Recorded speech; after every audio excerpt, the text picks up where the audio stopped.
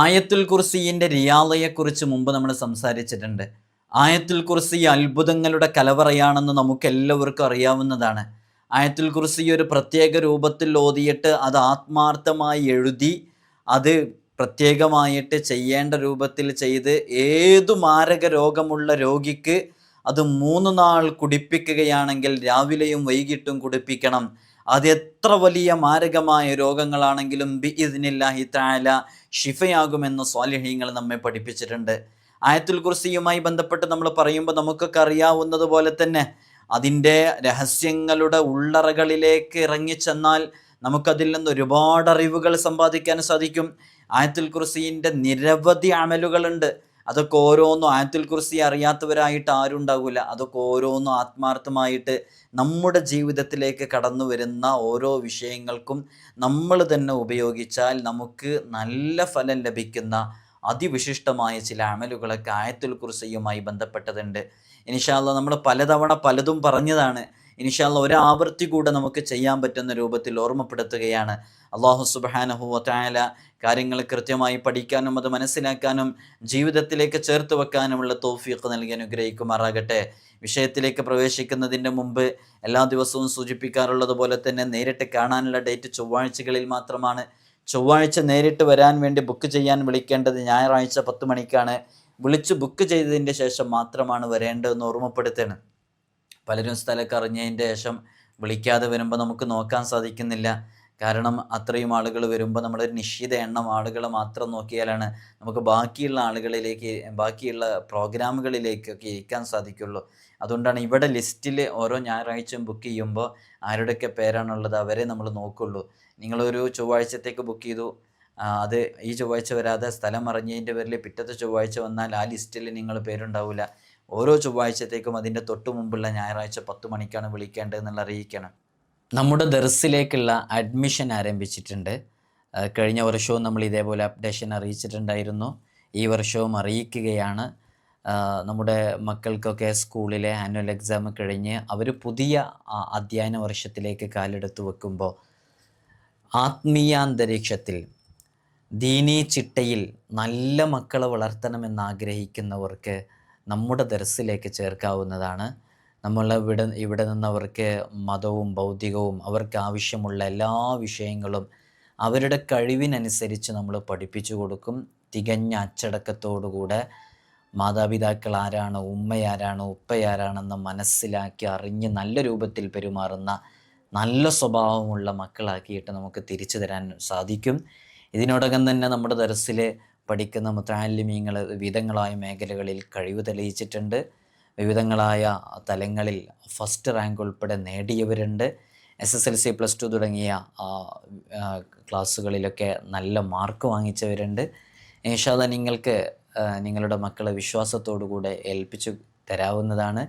നമ്മുടെ ദർസിൽ പഠിക്കുന്ന മുതഅല്ലിമീങ്ങളുടെ വീഡിയോസും മറ്റുമൊക്കെ നിങ്ങൾ പലപ്പോഴും കണ്ടിട്ടുണ്ടാകും.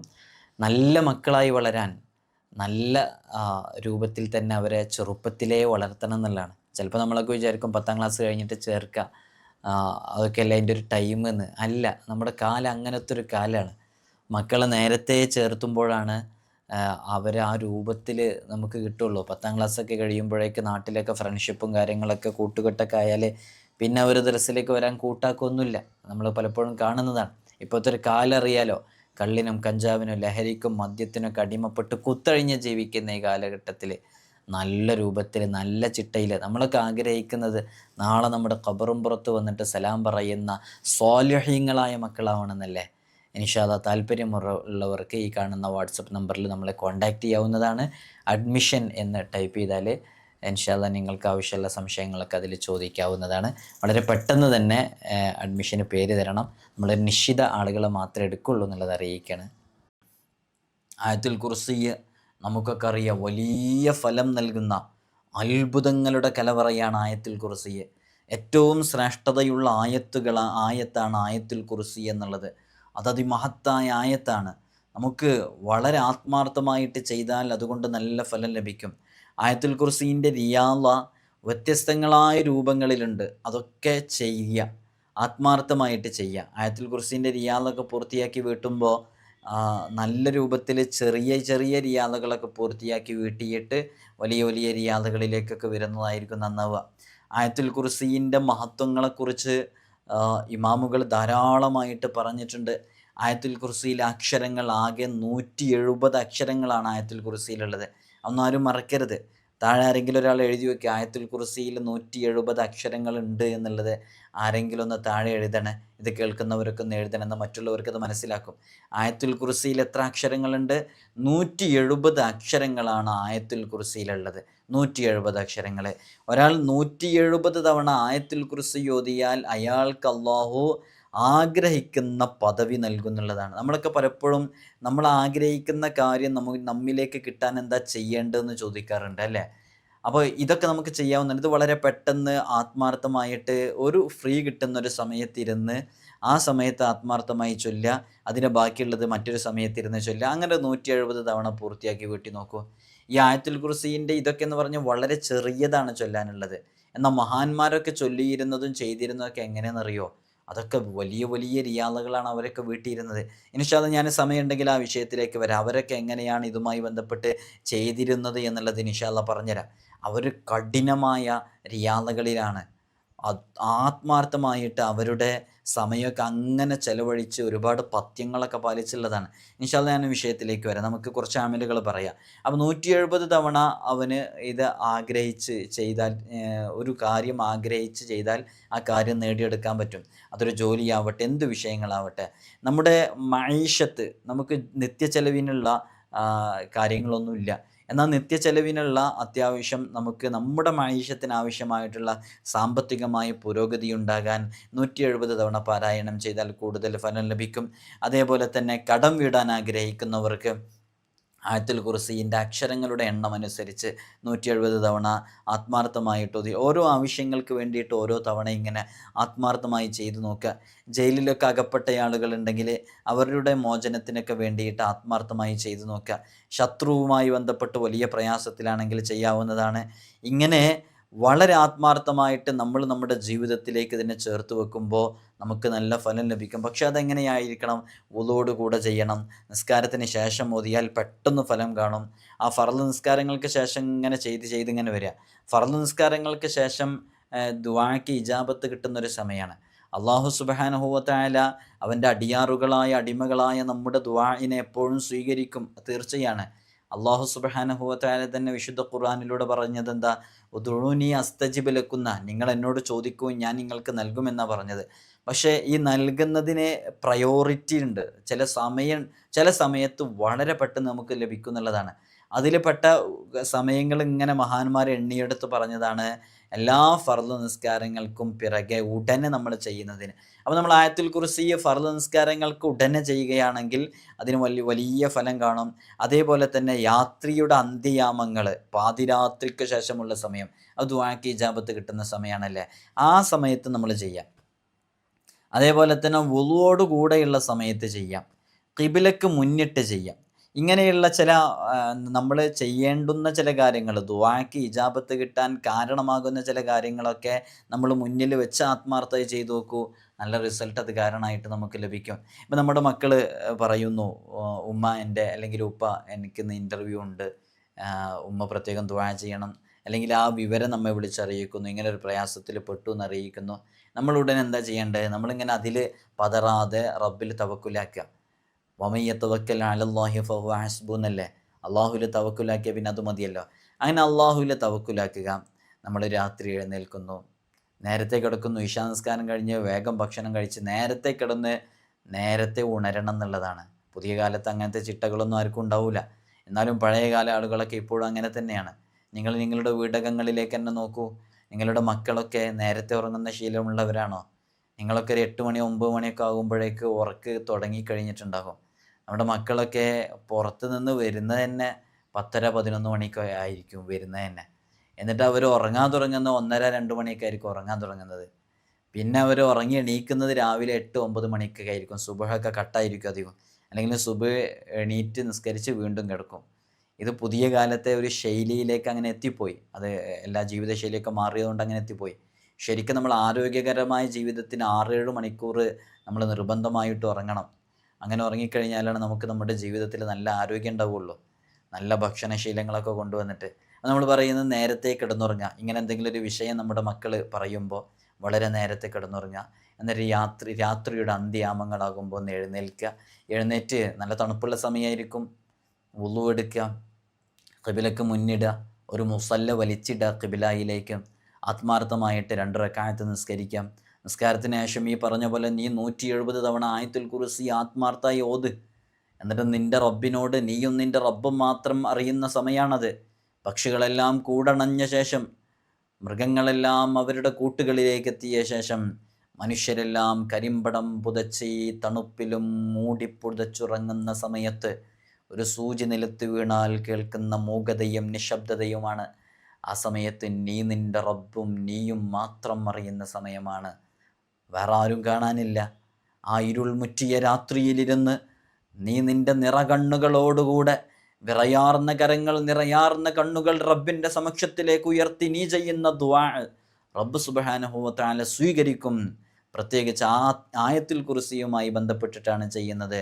അള്ളാഹു നമുക്ക് തൗഫീഖ് നൽകട്ടെ. അപ്പോൾ അതൊക്കെ പാലിക്കണം. പാതിരാക്കായിരിക്കണം, വുളുവോട് കൂടെയായിരിക്കണം, നിസ്കാരത്തിന് ശേഷമായിരിക്കണം. അങ്ങനെ ആത്മാർത്ഥമായിട്ട് നീ അള്ളാഹുവിനോട് നിൻ്റെ വിഷയങ്ങൾ പറഞ്ഞു നോക്കൂ. വളരെ പെട്ടെന്ന് അത് പൂർത്തീകരിക്കും എന്നുള്ളതാണ്. അതേപോലെ തന്നെ ആയത്തുൽ കുർസി ഖിബിലക്ക് മുന്നിട്ട് ഓതണം എന്ന് പറഞ്ഞല്ലോ.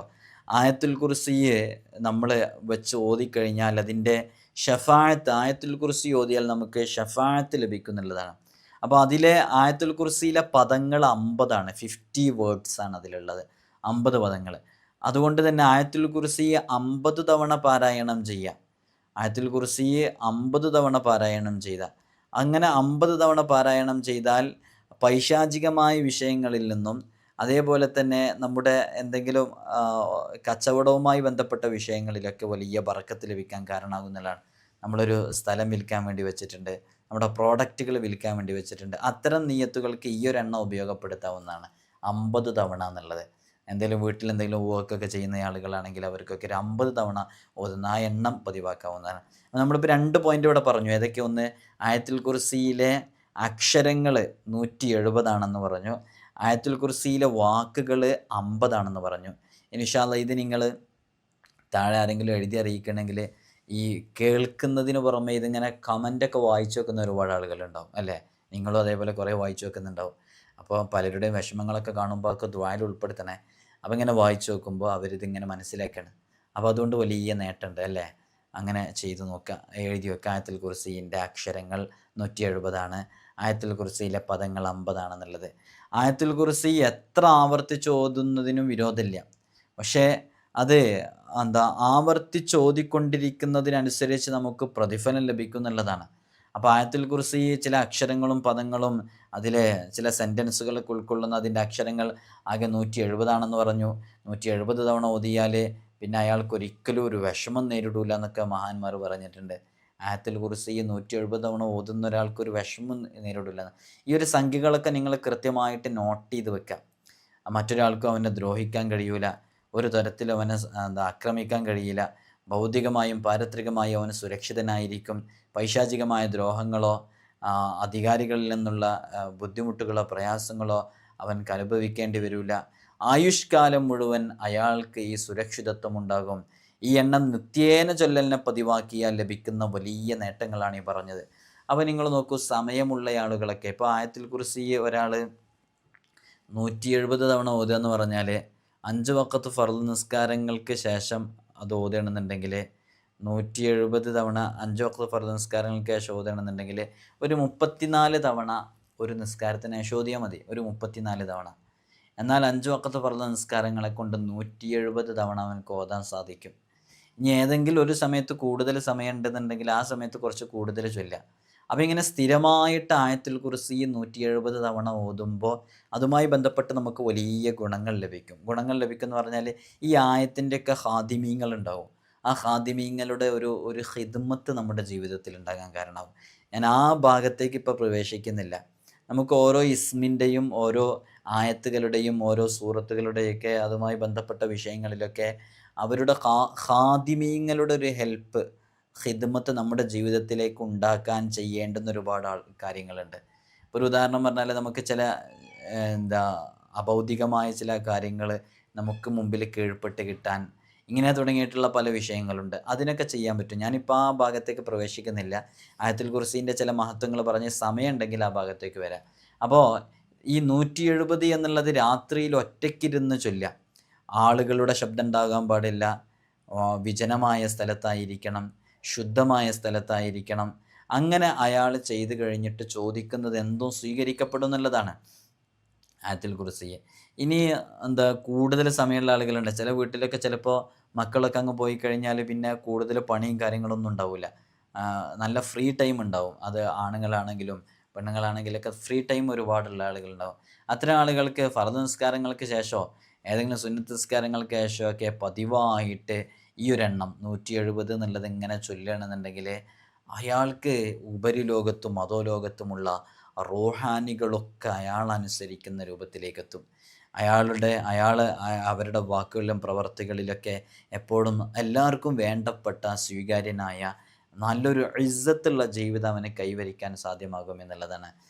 അപ്പോൾ ആത്മാർത്ഥമായിട്ട് ചെയ്യാവുന്ന വ്യത്യസ്തങ്ങളായ അമലുകളാണ് നമ്മൾ പറഞ്ഞുകൊണ്ടിരിക്കുന്നത്. ഇനി നോക്കൂ, ആയത്തുൽ കുർസി എന്തെങ്കിലും ഒരു ആവശ്യം നിറവേറാനുണ്ടെങ്കിൽ നമ്മൾ എവിടെയെങ്കിലുമൊക്കെ എന്തെങ്കിലും ബ്ലോക്ക് ഉണ്ട്, ഒന്നും കാര്യങ്ങൾ നടന്നിട്ടുന്നില്ല, ഒക്കെ തടസ്സങ്ങളാണ്. അത്തരം സംഗതികളിലൂടെ പ്രശ്നങ്ങളിലൂടെ കടന്നു പോകുന്നവരാണെങ്കിൽ നമ്മളെന്താ ചെയ്യേണ്ടത്? യാ കാഫി യാ വനിയു യാ ഫത്താഹു യാ റസാഖ് എന്ന് 3000 തവണ ചൊല്ലണം. ആയത്തുൽ കുർസി 170 തവണ ചൊല്ലിയ ശേഷം നോക്കൂ, ഇതൊരു നല്ലൊരു അമലായിട്ട് നിങ്ങൾ എഴുതി വെക്കുക. എവിടെയെങ്കിലും സമയം ഉണ്ടാകുമ്പോൾ ചെയ്താൽ മതി. ഈ 3000 എന്നൊക്കെ പറയുന്നത് വളരെ പെട്ടെന്ന് തീരുണ്ടാ. നമ്മൾ പണ്ട് കുറേ എണ്ണ ഇങ്ങനെ ചൊല്ലാൻ വേണ്ടി തീരുമാനിച്ചിട്ട് വളരെ പെട്ടെന്ന് തീർന്നു. അപ്പോൾ ഈ നാരിയത്തു സ്വലാത്തൊക്കെ 4444 തവണ ചൊല്ലാൻ വേണ്ടി നേർച്ചയാക്കി ചൊല്ലുന്ന എത്രയോ ആളുകളുണ്ട് അല്ലേ? ഇപ്പോഴും പല നാടുകളിൽ അങ്ങനെയുണ്ട്. ഞാൻ ഒരു സ്ഥലത്ത് നാരിയത്തു സ്വലാത്തിന് നേതൃത്വം കൊടുക്കാൻ വേണ്ടിയിട്ട് പോയ സമയത്ത് അവിടെ ഒരു ബോട്ടിൽ കുറച്ച് സീഡ്സ്, വിത്തുകൾ, കുരുകൾ ഇങ്ങനെ കൊണ്ടുവരുന്നുണ്ട്. അപ്പോൾ ഇങ്ങനെ എനിക്കത് ആദ്യ അനുഭവമാണ്. ഞാനതിങ്ങനെ നോക്കുമ്പോൾ എന്താണെന്ന് മനസ്സിലാകുന്നില്ല. അപ്പോഴാണ് ആ പ്രാദേശികമായി അവിടെയുള്ള ആളുകൾ പറഞ്ഞത്, ഇവിടത്തേക്ക് ഒരു പതിവ് ഇങ്ങനെയാണ്, ഈ ഒരു ഇത് കൊണ്ടുവരും. അപ്പോൾ അതിൽ കൃത്യം 4444 മണികളുണ്ടാകും, കുരുകളുണ്ടാകും, മുത്തുകളുണ്ടാകും. അതിങ്ങനെ ഓരോരുത്തർക്കും ഇങ്ങനെ കൊടുക്കും കയ്യിലിങ്ങനെ. അപ്പോൾ ഒരു പിടി ഇങ്ങനെ എടുത്ത് കൊടുക്കുക ചെയ്യുക. അപ്പോൾ എൻ്റെ കയ്യിലൊരു പിടി അങ്ങനെ കിട്ടും, അങ്ങനെ ഓരോരുത്തരുടെ കയ്യിലൊരു പിടി കിട്ടും. അപ്പോൾ എല്ലാവരും കൂടിയിട്ട് ഇതിങ്ങനെ ചൊല്ലിയിട്ട് അവരവരുടെ മുമ്പിലുള്ള ഒരു പാത്രത്തിലോ എന്തെങ്കിലുമൊക്കെ ഇതിങ്ങനെ ചൊല്ലി, അപ്പോൾ ഒരു നാരിയത്തു സ്വലാത്ത് ചൊല്ലിയാൽ ഒരു വിത്ത് അതിലങ്ങിടും, ഒരു മുത്ത് അതിലിടും. പിന്നെ അടുത്ത് ചൊല്ലിയാൽ വീണ്ടും ഇടും. അങ്ങനെ ഇട്ടിട്ട് ഈ മുത്ത് മുഴുവൻ തീരുമ്പോൾ 4444 നാരിയത്തു സ്വലാത്ത് പൂർണ്ണമാകും. ഇങ്ങനെ അനുഭവമുള്ള ആരെങ്കിലും ഉണ്ടെങ്കിൽ അറിയിക്കണേ. ചില നാടുകളിലൊക്കെ പഴമയുടെ തനിമയിലൂടെ പോകുന്ന ചില പ്രദേശങ്ങളിലൊക്കെ ഇതുണ്ടായേക്കാം. എനിക്കൊരു പുതിയ അനുഭവം ആയതുകൊണ്ട് പറഞ്ഞാൽ. അപ്പോൾ അങ്ങനെ 4444 നാരിയത്തു സ്വലാത്ത് ചൊല്ലാൻ വേണ്ടിയിട്ട് പഴയ കാലം മുതലേ ചൊല്ലി വരുന്നതല്ലേ, നല്ല ഫലതുകാരനായിട്ട് കിട്ടുന്നുണ്ടല്ലോ. അതേപോലെ നമുക്ക് ചെയ്യാവുന്ന ആയത്തുൽ കുർസി 170 തവണ ഓതുക.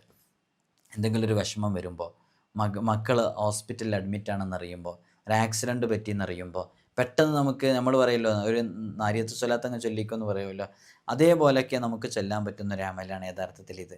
നിങ്ങളിത് ആത്മാർത്ഥമായിട്ട് ചെയ്തു നോക്കൂ. 170 തവണ ആയത്തുൽ കുർസി പാരായണം ചെയ്യുക. എല്ലാവരും കൂടിയിട്ട് ചെയ്താൽ മതി. ഒരു വിഷയത്തിന് വേണ്ടി എല്ലാവരും കൂടി ചൊല്ലേണ്ട ഒരു വിഷയത്തിന് വേണ്ടി അങ്ങനെ ചെയ്താൽ മതി. എന്നിട്ട് യാ കാഫി യാ വനിയു യാ ഫത്താഹു യാ റസാഖ് അത് 3000 തവണ ചെല്ലുക. അതിങ്ങനെ ഒരു കുടുംബത്തിൽ ഒരാൾക്ക് എന്തെങ്കിലും ഒരു വിഷമം വന്നു കഴിഞ്ഞാൽ എല്ലാവരും കൂടെ അത് ഡിവൈഡ് ചെയ്തിട്ട് ഒരു സംഖ്യ ഏറ്റെടുക്കുക. 3000-ൽ ഒരു 15 ആൾക്കാരുണ്ടെന്ന് വെക്കുക. ഒരു 15 ആൾക്കാരുണ്ടെന്ന് സങ്കല്പിക്കുക. 15 ആൾക്കാരുണ്ടെന്നുണ്ടെങ്കിൽ 3000 ചെല്ലണമെങ്കിൽ ഒരാളൊരു 200 എണ്ണം ചെല്ലിയാൽ മതി. 30 ആൾക്കാരുണ്ടെന്നുണ്ടെങ്കിൽ ഒരാളൊരു 100 എണ്ണം ചെല്ലിയാൽ മതി. അപ്പം അങ്ങനെ ഇതൊക്കെ എളുപ്പത്തിൽ നമുക്ക് ചൊല്ലി തീർക്കാവുന്നതേ ഉള്ളൂ. അതൊരു വീട്ടിലെ കാര്യപ്പെട്ട ഏതെങ്കിലും ഒരു പ്രായമുള്ള ഉമ്മയോ അല്ലെങ്കിൽ ആരെങ്കിലും ഒരാൾ അതൊന്ന് മനസ്സിലാക്കിയിട്ട് നീ ഇത്ര തവണ ആയത്തുൽ കുർസി ഓതണം, ഇത്ര തവണ ഈ ഒരു യാ കാഫി യാ വനിയു യാ ഫത്താഹു യാ റസാഖ് എന്ന് പറയുന്ന ആ ഒരു ഇസ്മുകളും കൂടെ കൂട്ടിയിട്ട് ചൊല്ലണം എന്ന് പറഞ്ഞാൽ അവരത് ചൊല്ലും. വളരെ എളുപ്പമായിരിക്കും. അങ്ങനെ വളരെ ആത്മാർത്ഥമായിട്ട് ചൊല്ലി അങ്ങ് ദുആ ചെയ്ത് നോക്ക്. ആ ദുആ സ്വീകരിക്കും എന്നുള്ളതാണ്. ഒരുപാട് വിഷയങ്ങൾക്ക് അത് കാരണമാകും. സാമ്പത്തികമായ പ്രതിസന്ധികളിൽ നിന്ന് രക്ഷപ്പെടാൻ കാരണമാകും. പലപ്പോഴും പറയലുണ്ട് ഉസ്താദ്, അടുത്ത ആഴ്ചയാണ് ജപ്തിയുടെ നടപടിക്രമങ്ങൾ എന്താ ചെയ്യേണ്ടതെന്നൊക്കെ ചോദിക്കലുണ്ട് പലപ്പോഴും. അത്തരം സന്ദർഭങ്ങളിലൊക്കെ നമുക്കിത് ഉപയോഗിക്കാവുന്നതാണ്. നല്ല ഫലം ലഭിക്കാൻ അത് കാരണമാകും. അള്ളാഹു നമുക്ക് അതായത് അങ്ങനെ എന്താ ചെയ്യേണ്ടതെന്ന് അറിയാതെ കിടക്കുന്ന ചില വിഷയങ്ങളുണ്ടാവുമല്ലോ, അത്തരം സന്ദർഭങ്ങളിലൊക്കെ ഉപയോഗിക്കാവുന്നതാണ്. സമ്പന്നനാകാൻ കാരണമാകും, സാമ്പത്തികമായ ഉയർച്ച ഉണ്ടാകാൻ കാരണമാകും. ആയത്തുൽ കുർസി 170 തവണ ചൊല്ലിയിട്ട് ഉദ്ദേശിക്കപ്പെട്ടവരുടെ സ്നേഹം ലഭിക്കാൻ, സ്നേഹം കിട്ടേണ്ടവരുടെ ഭാഗത്ത് നിന്ന് സ്നേഹം ലഭിക്കാൻ, ഭക്ഷണ വിശാലതയുണ്ടാകാൻ, മുറാദുകൾ ഹാസിലാകാൻ വളരെ ആത്മാർത്ഥമായിട്ട് ചൊല്ലിയാൽ ഫലം ലഭിക്കും.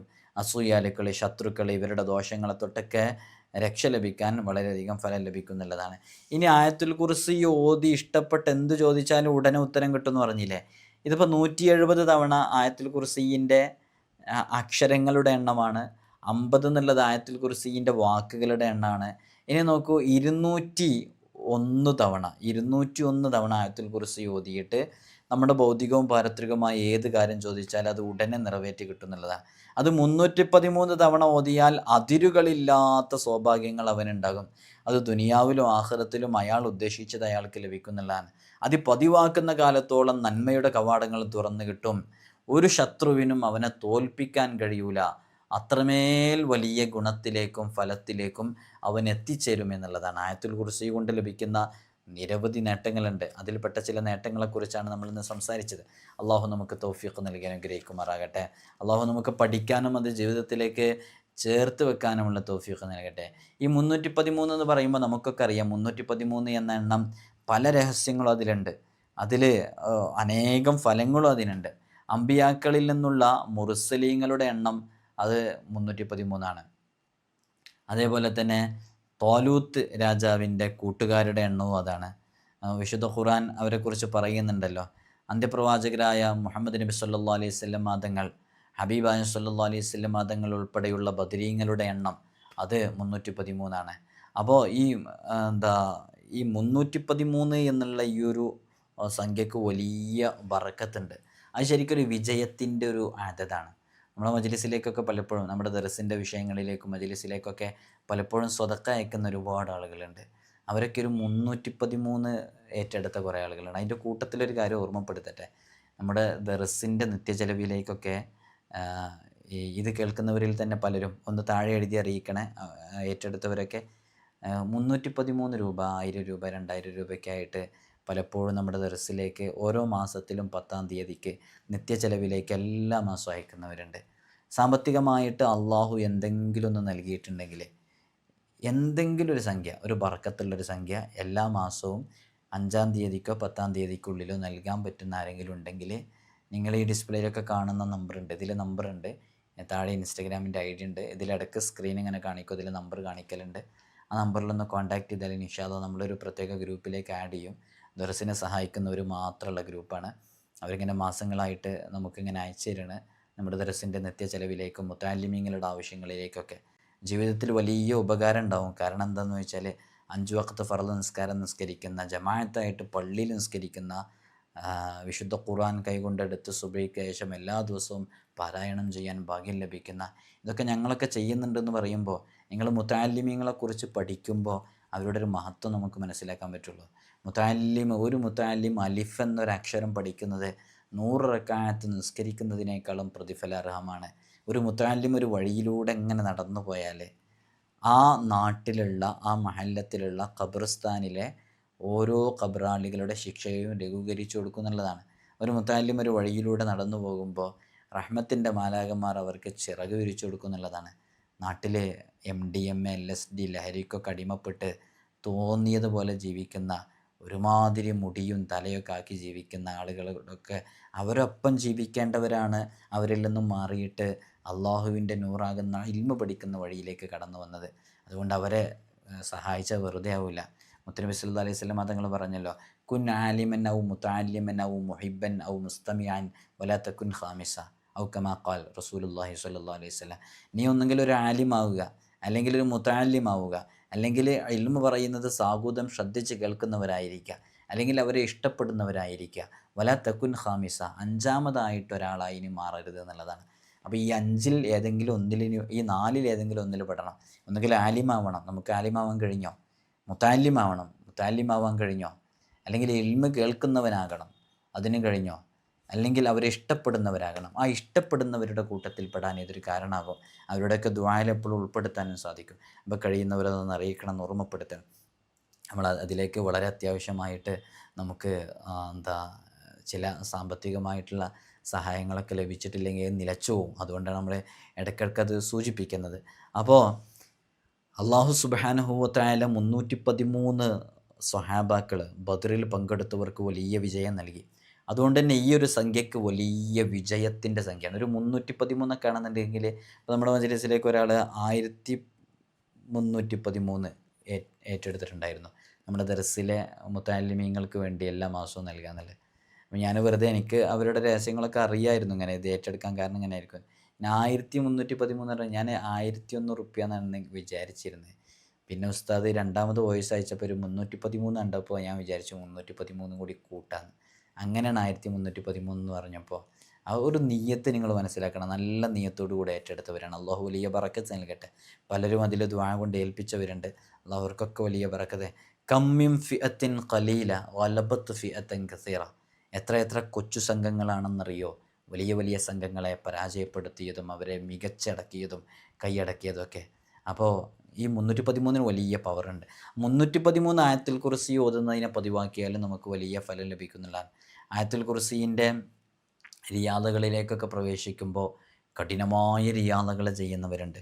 ഒരു ദിവസം തന്നെ 1000 ആയത്തുൽ കുർസിയൊക്കെ ഓതിയിട്ട് എന്താ ചില പത്യങ്ങളിലൂടെയൊക്കെ ആയത്തുൽ കുർസീൻ്റെ ഖാദിമീങ്ങളെ കീഴ്പ്പെടുത്തിയിട്ട് അവരവർക്ക് മുമ്പിൽ പ്രത്യക്ഷപ്പെട്ട് ഒരശരീരി വഴി അവരോട് കാര്യങ്ങൾ പറഞ്ഞ് ഇനി നിനക്കെന്താ ആവശ്യങ്ങളുള്ളത് എന്നൊക്കെ പറഞ്ഞ് ഇതുമായി ബന്ധപ്പെട്ട ഖാദിമീങ്ങൾ വന്ന് നിനക്കെന്ത് പ്രതിസന്ധി ഉണ്ടെങ്കിലും നീ വിളിച്ചാൽ മതി എന്നൊക്കെ പറഞ്ഞ് ഖാദിമീങ്ങളുടെ ഒരു പ്രത്യേക ഖിദ്മത്ത് വരെ നമുക്ക് ലഭിക്കാൻ കാരണമാകും അഭൗതികമായ കാരണങ്ങളിലൂടെ. പക്ഷേ നമ്മളിവിടെ അത്തരം കാര്യങ്ങളൊക്കെ വിശദീകരിച്ച് ഡീപ്പായിട്ട് നമ്മൾ പറയാത്തത് എന്താണെന്ന് ചോദിച്ചാൽ പലപ്പോഴും ഇത്തരം വിഷയങ്ങളിലേക്കൊക്കെ ഒരു ഷെയ്ഖിൻ്റെ സഹായമില്ലാതെ, ഒരു ഷെയ്ഖിൻ്റെ ഇജാസത്തില്ലാതെ നമ്മൾ ഇതിലേക്കൊക്കെ ഇറങ്ങുമ്പോൾ അത് നമുക്ക് ചിലപ്പോൾ വലിയ ദോഷങ്ങളും ബുദ്ധിമുട്ടുകളൊക്കെ സംഭവിക്കാൻ അത് കാരണമാകുന്നുള്ളതാണ്. അപ്പോൾ അത്തരം ദോഷങ്ങളും ബുദ്ധിമുട്ടുകളൊക്കെ സംഭവിക്കാതെ നമുക്ക് വളരെ പെട്ടെന്ന് ചെയ്യാൻ പറ്റുന്ന അമലുകളാണ് നമ്മൾ പലപ്പോഴും ഇതിൽ പറയാറുള്ളത്. ഇപ്പോൾ തന്നെ ഇത്തരം വിഷയങ്ങളിലേക്കൊക്കെ ഇറങ്ങുമ്പോൾ നമുക്ക് ഈമാനികമായിട്ട് അല്ലെങ്കിൽ അമലുമായി ബന്ധപ്പെട്ടിട്ടൊക്കെ ബലഹീനതയുണ്ടെങ്കിൽ അത്തരം വിഷയങ്ങളൊക്കെ കണ്ട് പേടിക്കുകയാണെങ്കിൽ, ഇപ്പോൾ ഈ ആയത്തുൽ കുർസീൻ്റെ വലിയ വലിയ റിയാദുകളൊക്കെ ചെയ്തുകൊണ്ടിരിക്കുന്ന സമയത്ത് വിജനമായ സ്ഥലത്തിരുന്നാണ് ചെയ്യുക. ഒരുപാട് പത്യങ്ങളുണ്ടാകും. ആ സമയത്ത് ആദ്യം നമുക്ക് നമ്മളിരിക്കുന്ന ഒരു കോർണറിൽ നിന്ന് ഒരു ശബ്ദം കേൾക്കാൻ സാധിക്കും. ഒരു ഒരു ഒരു ഞാൻ ചില ജീവികളുമായി ബന്ധപ്പെട്ട ശബ്ദം. അപ്പോൾ ആ ശബ്ദം കേൾക്കുമ്പോൾ നമ്മൾ പേടിക്കരുതെന്നാണ് നിർദ്ദേശം. അപ്പോൾ നമ്മൾ പേടിക്കാതിരിക്കണം എന്നുണ്ടെങ്കിൽ നമുക്കൊരു ഷെയ്ഖിൻ്റെ നിർദ്ദേശം വേണം, ഒരു ഗുരുവിൻ്റെ നിർദ്ദേശം വേണം. പിന്നെ രണ്ടാമത് നമ്മൾ വീണ്ടും ഈ ആയത്തുൽ കുർസി ഇങ്ങനെ നിരന്തരം ചൊല്ലിക്കൊണ്ടിരിക്കുമ്പോൾ മറ്റൊരു ഭാഗത്തു നിന്ന് മറ്റൊരു ശബ്ദം കേൾക്കും. അപ്പോൾ നമ്മൾ പേടിക്കാൻ പാടില്ല. പിന്നെ നമുക്ക് പ്രത്യേക വർണ്ണങ്ങളുമായി ബന്ധപ്പെട്ടിട്ട് ചില രൂപങ്ങളൊക്കെ നമ്മുടെ മുമ്പിൽ പ്രത്യക്ഷപ്പെടുന്നതായിട്ട് നമുക്ക് ഫീൽ ചെയ്യും. അങ്ങനെ നമുക്ക് മുമ്പിലേക്ക് ഒരു ശബ്ദം രൂപത്തിൽ നമുക്ക് കേൾക്കാൻ സാധിക്കും, നമുക്ക് മനസ്സിലാക്കാൻ സാധിക്കും. അങ്ങനെ ഒരു പ്രത്യേക ഖിദ്മത്തൊക്കെ ലഭിക്കുന്ന വലിയ വലിയ റിയാദകളുടെ രൂപങ്ങളൊക്കെ ഉണ്ട്. അപ്പോൾ അതൊക്കെ പറഞ്ഞു കഴിഞ്ഞാൽ അതിലേക്കൊക്കെ നിങ്ങൾ ഇറങ്ങുമ്പോൾ ഒരു തെർബിയത്തില്ലാതെ, ഒരു പിടിവള്ളിയില്ലാതെ, ഒരു ഗുരുവിൻ്റെ നിർദ്ദേശം കൂടാതെയൊക്കെ ഇറങ്ങുമ്പോൾ അത് ചിലപ്പോൾ വലിയ ബുദ്ധിമുട്ടൊക്കെ സംഭവിക്കാൻ കാരണമാകും. അങ്ങനെ പലർക്കും സംഭവിച്ചിട്ടുണ്ട്. അതുകൊണ്ടാണ് നമ്മൾ അത്തരം വിഷയങ്ങൾ കൂടുതലായിട്ട് ഇതിൽ ഉൾപ്പെടുത്താതെ. എന്നാൽ ഇതിൽ ഉൾപ്പെടുത്തുന്നതോ ചെറിയ റിയാദകളാണ്, ആർക്കും എപ്പോഴും ചെയ്തു തീർക്കാവുന്നതാണ്. അതുകൊണ്ടാണ് ഇത്തരം ചെറിയ വിഷയങ്ങളൊക്കെ പറയുന്നത്.